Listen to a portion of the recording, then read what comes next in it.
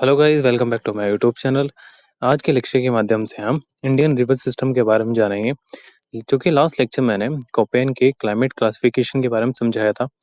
जिनको भी कोपेन के क्लाइमेट क्लासिफिकेशन के बारे में जानना है, वो मेरा लास्ट लेक्चर देख सकता है।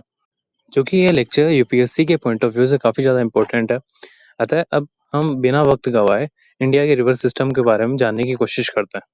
क्योंकि जैसे कि आप देख पा रहे हैं कि भारत में दो तरह की नदी प्रणाली देखी जाती है। एक कर्क रेखा के उत्तर में, जिसे हम हिमालयन रिवर सिस्टम के नाम से जानते हैं। एक कर्क रेखा के दक्षिण में, जिसे हम पेनिनसुलर रिवर सिस्टम अर्थात प्रायद्वीपीय नदी प्रणाली के नाम से जानते हैं।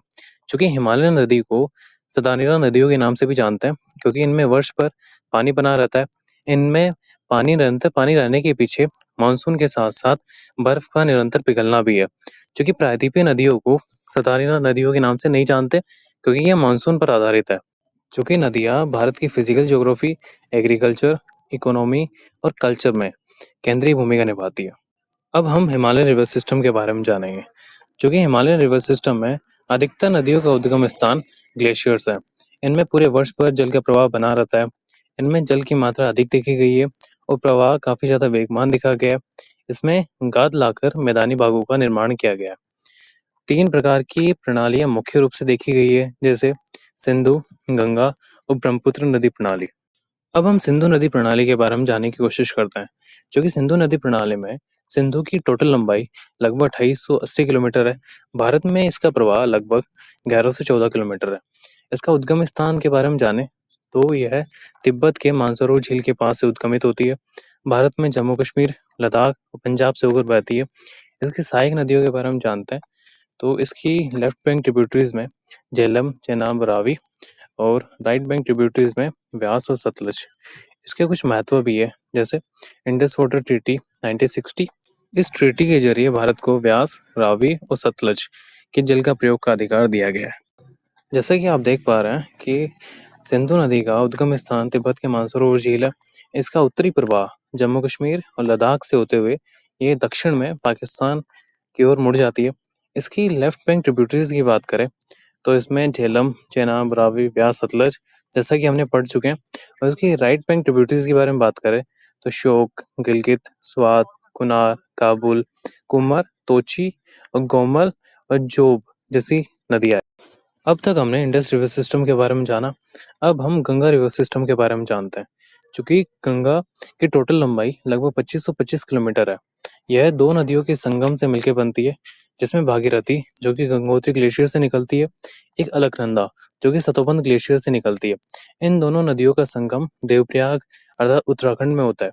इसकी दो तरह की नदियां देखी जाती है, जैसे पश्चिम में सोन और यमुना अत्यंत महत्वपूर्ण नदियां है, और पूर्व से घाघरा, गंडक, कोसी। चूंकि यदि विश्व के सबसे बड़े डेल्टा की बात करें तो गंगा रिवर सिस्टम ही विश्व के सबसे बड़े डेल्टा का निर्माण करती है, जिसे सुंदरबन डेल्टा के नाम से जानते हैं। यह हाईली फर्टाइल और मैंग्रोव इकोसिस्टम के नाम से जाना जाता है। यह डेल्टा उत्तर भारत का एग्रीकल्चर का बैकबोन कहलाता है। क्योंकि जैसा कि आप देख पा रहे हैं कि गंगा, भागीरथी और अलकनंदा दो नदियों के संगम से होकर बनती है।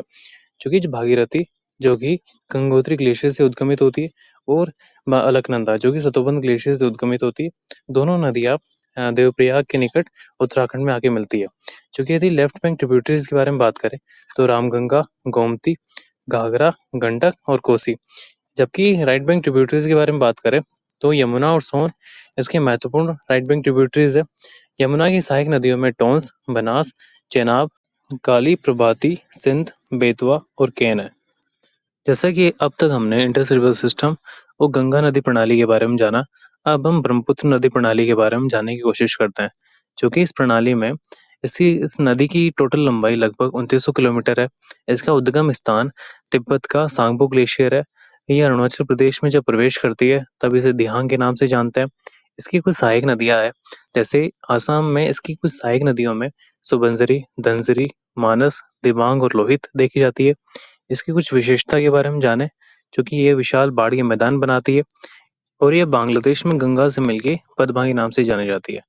जैसा कि आप देख पा रहे हैं कि यह तिब्बत के सांगपो ग्लेशियर से उद्गमित होते हुए पूर्व की तरफ प्रवाहित होती है और भारत में अरुणाचल प्रदेश के दिहांग गोर्ज से भारत में प्रवेश करती है। इसकी राइट बैंक ट्रिब्यूटरीज के बारे में बात करें तो सुबनसिरी मानस, तीस्ता और पद्मा है। जबकि लेफ्ट बैंक ट्रिब्यूटरीज के बारे में बात करें तो दिबांग, लोहित, धनसिरी, कपिली और जमुना है। अब तक हमने उत्तरी भारत की कुछ महत्वपूर्ण नदी प्रणालियों के बारे में जाना, जिसमें हमने Indus river system, Gangetic river system और ब्रह्मपुत्र नदी प्रणाली के बारे में समझा। तो अब हम प्रायद्वीपीय नदी प्रणालियों को समझने का प्रयास करते हैं। चूंकि प्रायद्वीपीय नदियाँ प्राचीन और स्थिर स्थल रूपों में बहती है। ये नदियाँ सीजनल देखी गई है, मुख्य रूप से मानसून पर निर्भर करती है। अधिकतर नदियाँ पूर्व की ओर बह के बंगाल की खाड़ी में जा मिलती है और कुछ नदियाँ पश्चिम की ओर बह के अरब सागर में जा मिलती है। क्योंकि जैसा कि आप देख पा रहे हैं, इसमें 2 तरह की नदियाँ देखी जाती है। एक वो नदियाँ जो कि पूर्व की तरफ प्रवाहित होती है, एक वो नदियाँ जो पश्चिम की तरफ प्रवाहित होती है। जो कि पश्चिम की तरफ प्रवाहित होने वाली नदियों में नर्मदा, ताप्ती आदि महत्वपूर्ण नदी है, जबकि पूर्व की तरफ प्रवाहित होने वाली नदियों में गोदावरी, कृष्णा, कावेरी और पेन्नार जैसी नदियाँ महत्वपूर्ण हैं। क्योंकि हम देख पा रहे हैं कि वे नदियाँ जो कि पूर्व की तरफ प्रवाहित होती है, तो ये डेल्टा का निर्माण करती है और वे नदियाँ जो पश्चिम की तरफ प्रवाहित होती है, जो कि एस्चुरी का निर्माण करती है। सबसे पहले हम प्रायद्वीपीय नदियों में पश्चिम की ओर प्रवाहित होने वाली नदियों के बारे में जानेंगे। इनमें नर्मदा और ताप्ती अत्यधिक महत्वपूर्ण नदियाँ है। जैसे नर्मदा नदी के बारे में जाने तो इसका उद्गम स्थान मध्य प्रदेश की अमरकंटक पहाड़ियाँ है। यह अपना मुहाना अरब सागर में बनाती है। यह एस्चुरी का निर्माण करती है और प्रमुख परियोजनाओं में इस पे सरदार सरोवर बांध बना हुआ है। अब हम ताप्ती नदी के बारे में जाने तो इसका उद्गम स्थान मध्य प्रदेश की सतपुड़ा पर्वत श्रृंखला है और यह भी अपना मुहाना अरब सागर में ही बनाती है। इसका मार्ग के बारे में बात करें तो यह मध्य प्रदेश, महाराष्ट्र और गुजरात में प्रवाहित होती है। अब हम पूर्व की ओर प्रवाहित होने वाली नदियों के बारे में जानेंगे। सबसे पहले हम गोदावरी नदी के बारे में जानते हैं। तो इसका उद्गम स्थान महाराष्ट्र में नासिक है। इसकी टोटल लंबाई लगभग 1465 किलोमीटर है। इसे दक्षिण भारत की सबसे लंबी नदी के नाम से भी जाना जाता है। यह अपना मुहाना बंगाल की खाड़ी में बनाती है। इसकी कुछ महत्वपूर्ण सहायक नदियों में इंद्रावती, प्राणहिता और सबरी है।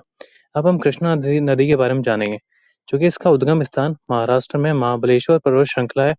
इसका मुहाना बंगाल की खाड़ी में है और इसकी कुछ सहायक नदियों में भीमा और तुंगभद्रा देखी गई है। अब हम कावेरी नदी के बारे में जानेंगे, क्योंकि इसका उद्गम स्थान कर्नाटका में ताल कावेरी है। इसका मुहाना बंगाल की खाड़ी है। इसकी कुछ विशेषताएं हैं, जैसे दक्षिण भारत में कावेरी नदी को सबसे अधिक उपयोग किया जाता है, क्योंकि यह है प्रायद्वीपीय भारत की एकमात्र ऐसी नदी है जो कि पूरे वर्ष भर सदानीरा बनी है। इसकी नदियों में कुछ बांध और जल विद्युत परियोजना भी है। अब हम महानदी के बारे में बात करते हैं।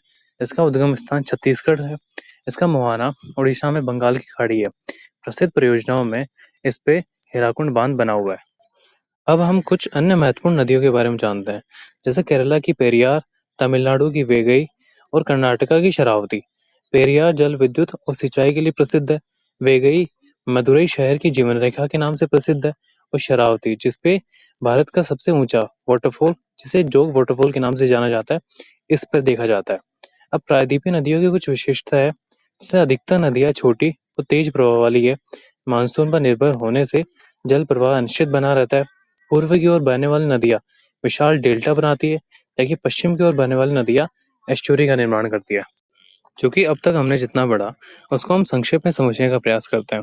भारतीय नदियाँ केवल जलधारा ही नहीं है, बल्कि भारत की संस्कृति, सभ्यता और अर्थव्यवस्था की जीवन रेखा है। हिमालय नदियाँ बर्फ और वर्षा से पोषित होकर सदानीरा बनी रहती है, जबकि प्रायद्वीपीय नदियाँ मानसून पर आधारित होकर भारत के विविध भौगोलिक स्वरूपों को निर्माण करती है। नदियाँ कृषि, जल विद्युत, परिवहन, मत्स्य पालन और पेयजल का प्रमुख स्रोत है। इनकी गाद में महान सभ्यताएं जैसे सिंधु घाटी और गंगा घाटी सभ्यताएं फली फूली, परंतु आज ये नदियां प्रदूषण और अतिक्रमण और अंधाधुंध दोहन से संकटग्रस्त है। इसलिए भारतीय नदी तंत्र का वास्तविक महत्व तभी सुरक्षित रहेगा जब हम इसे एक संसाधन नहीं बल्कि एक हेरिटेज मान के संरक्षित करें। अतः आज के लेक्चर में बस इतना ही। यदि आपको ये वीडियो नॉलेजेबल लगा हो तो इस वीडियो को अधिक से अधिक लाइक कीजिए, शेयर कीजिए और सब्सक्राइब करना मत भूलिए, क्योंकि आपका हल्का सा इनिशिएटिव मुझे इस प्रकार के वीडियो बनाने के लिए मोटिवेट करता रहता है। अतः आपके वीडियो के अंत तक बने रहने के लिए धन्यवाद।